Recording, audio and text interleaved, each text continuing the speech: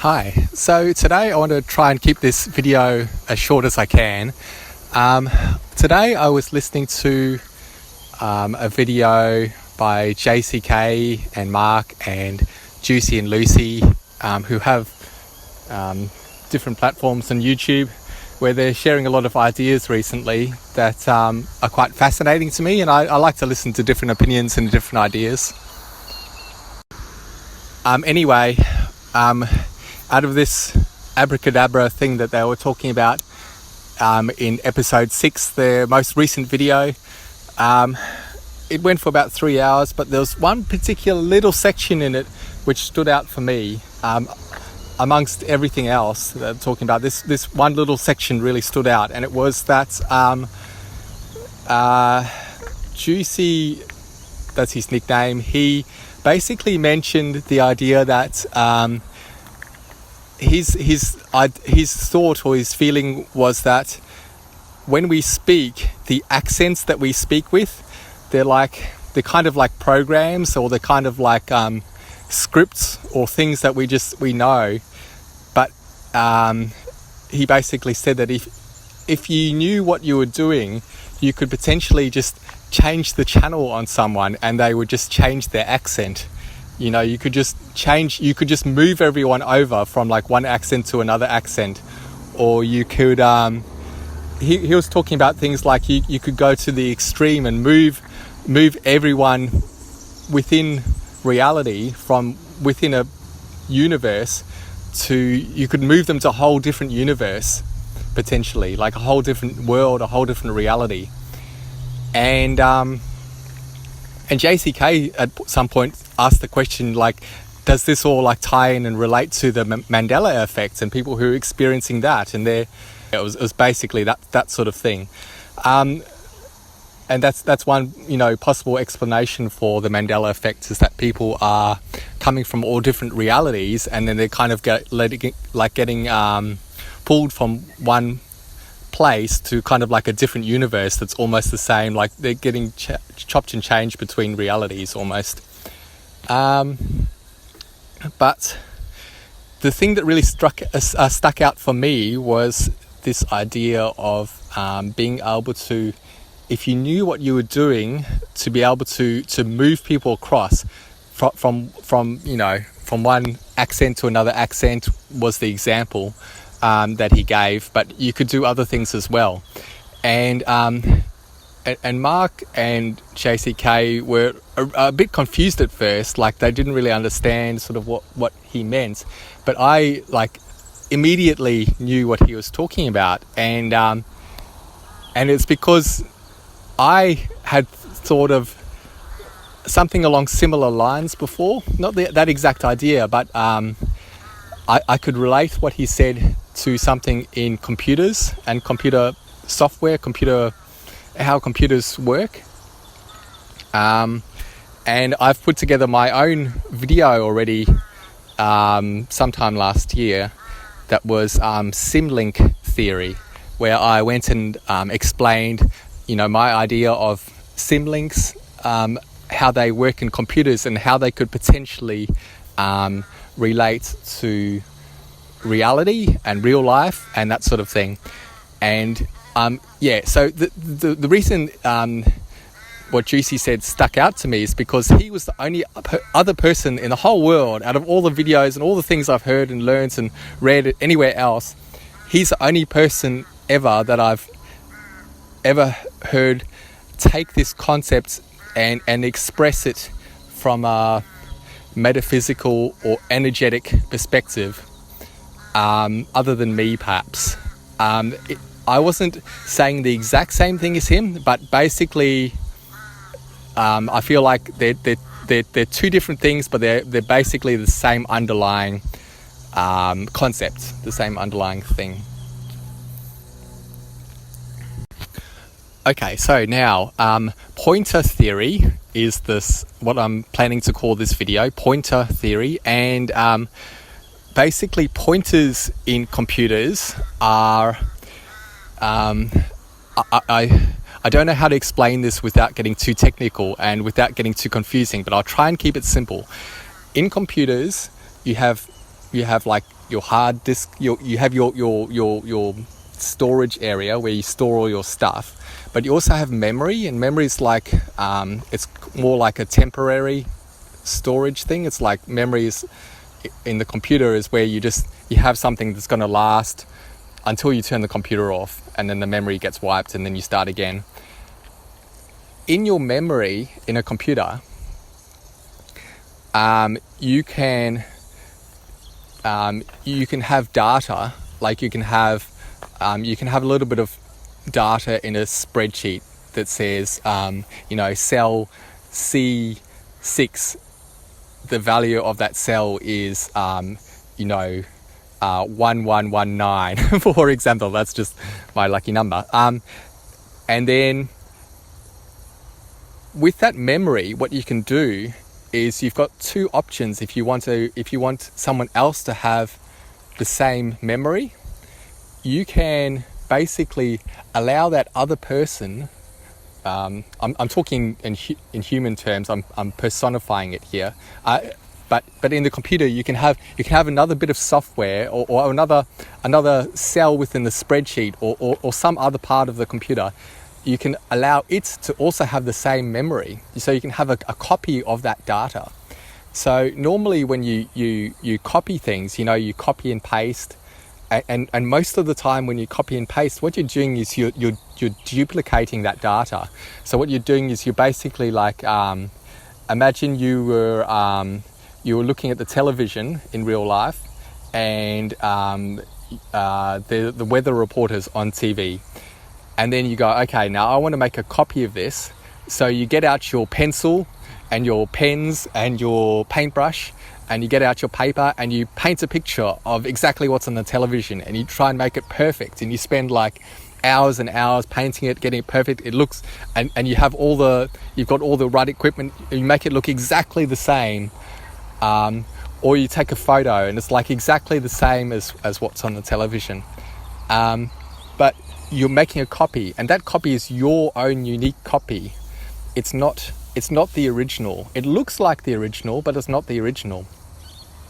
So that's one thing you can do. The other way of copying is you don't actually do that kind of copy. The other way of copying in a computer is you can go, okay, I want this one to refer to that one, which means that like you can have your cell A6 in your spreadsheet, and you can say that whatever is in cell C6 is also going to be in cell A6, and they're linked together.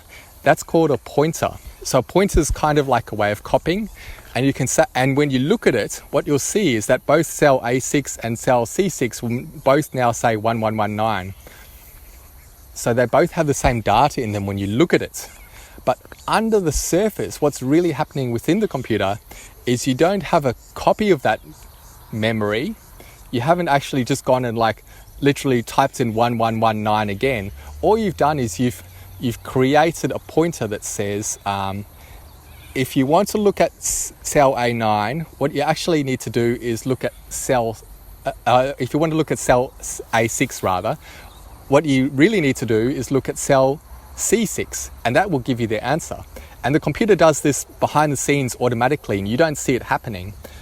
So as a human, you're looking at the computer and you could be looking at cell A6 and it's telling you 1119, but behind the scenes, it knows that that's actually the value from cell C6. Does that make sense? So that's what a pointer is. Now, the difference between these two copying operations is that if you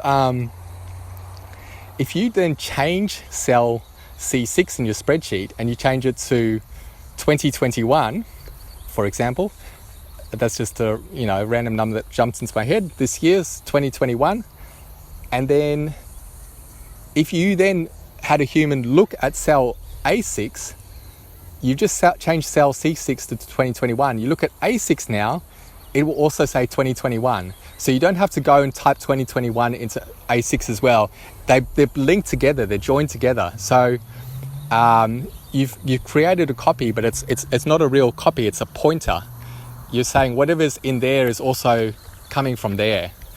So if you've ever done a spreadsheet, you might sort of get an idea of how that works. So you're looking at the number, but behind the scenes there's actually like an algorithm there. There's an actual pointer there saying, if you want to look here, you actually need to look there. So the reason I'm explaining this all to you is that this could actually be something that manifests or relates to our physical world, or what we experience or what we think of as reality, and what we've been experiencing our whole lives. Is that we may be looking at things and seeing all these things in front of us, outside of us, and thinking, okay, we're looking at this and we're looking at that. But how do we know that actually everyone is a full, proper copy of everyone else? You know, you see animals reproducing, you see humans reproducing, you see trees, goes through the cycle of life. Everything dies and then it's reborn, and then, you know, animals have children and humans have children, and then they grow up, and you have all these ones that look similar and they have inherited attributes and they all kind of look the same. But are they all copies from the parents, or are they a collection of pointers? So, for example, am I complete? Is my human body, my whole self that I know in this existence here, is it all a big biological body that's unique to me, and I've gone and copied every single thing from my parents' DNA, and I've made my own little thing? Or am I a collection of some stuff that's copied and some stuff that's a pointer, inherited in some way, meaning that I've copied their attributes or some of their things from them. But if they were to change those things in some way, fundamentally, like at the root of where that data comes from originally, would I also then change in that attribute in that way? And so the example given when I was watching this video this morning was accents. And if you were to, you know, pretend to do someone else's accent, then you're pretending to do it. You're trying to copy it. You're trying to imitate it. That's your own imitation copy, but you're not changing the original.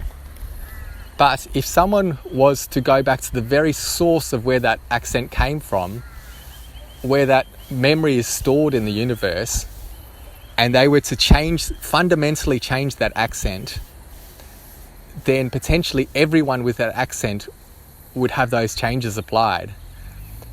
And if you've experienced the Mandela effect, or you've looked into that before, then you'll see how these concepts like make sense and perhaps tie into some of the things you might have experienced or heard of, because potentially things could be getting changed around you, and it could be that that someone's changing the original source of everything, of that very thing, and then everything else is just a pointer to it, whether it's a photograph or information on the internet or something else. Do you get where I'm going? The other side of the coin is that, and this is what GC talked about, is that if you knew what you're doing, you could potentially take someone off of one pointer and change them to a different pointer. So you could go, okay, instead of being tied to the Australian accent or to the American accent or to the Scottish accent or to the Canadian accent, I'm going to take that whatever accent you have off of you, which is just a pointer, and I'm going to replace it with a different pointer, which could be I don't know, like a German accent of English speaking people, a German person trying to speak English, like a German accent sort of thing. And if that were to happen, then you could just start talking with this like Germanized version of English, like a German person trying to speak English might speak. Does that make sense? So so that's I hope I've made this clear. I feel like there's things that I'm missing that I'm not saying, that I've forgotten to mention, but I just want to keep this video short, and I don't want to go on forever.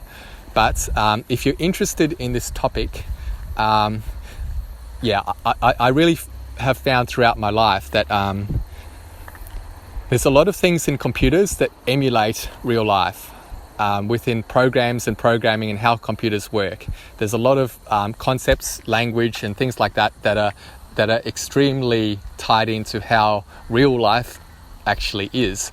And so throughout my life, I've found that either I learn the thing in real life first, and then when I go to learn it on a computer, I know what it is because I can relate to it from a real life perspective. Or the reverse, where sometimes I learn something on the computer and then I get to understand that concept and I know how it works on the computer. And then I get introduced to it in real life and someone says, this is how this works. I'm like, oh, it's the exact same thing as what's on a computer. And so for me, it's exciting because computers have these ideas of pointers, and they're used very, very, very extensively in computers. Like huge amounts of stuff is pointers, because you don't want to fill up your memory and spend lots of time copying everything, painting a picture every time, sort of thing, when you can just create pointers really fast and easily, like in an instant. You can do millions of pointers in an instant. So pointers are really, really, really fundamentally useful in computers, and I feel that perhaps they may somehow be tied into our reality, in a metaphysical or in an energetic way. And that if you knew how to work with that energy and manipulate things, potentially you could actually change things for the better. Hopefully you don't want to, be someone who's changing things for the worst. But if you knew what you're doing, you could potentially change the whole universe into a better format by understanding how pointers work and how they relate and how that all ties in. If you want to know more, I did record my video a few months ago, sometime last year, and it's called I can't remember exactly what I called it, but it was something about symlinks. It was like symlink theory or something like that. I'll try and provide a link to that video in the description of this video or something like that, and you can go on there and you can find out more about what I think about symlinks. Symlinks are the exact same thing, except that they deal with files on a computer. So a symlink on a computer is just it's a pointer to another file or pointer to another folder of files. So if anything didn't make sense in this video and you're interested in understanding more, you can go to my symlink video and I explain it in a different way that hopefully does make sense. I explained it from the point of view of files and folders and that sort of thing, but it's the exact same concept. So pointers, symlinks, they're basically the same, except one is for memory and one is for files.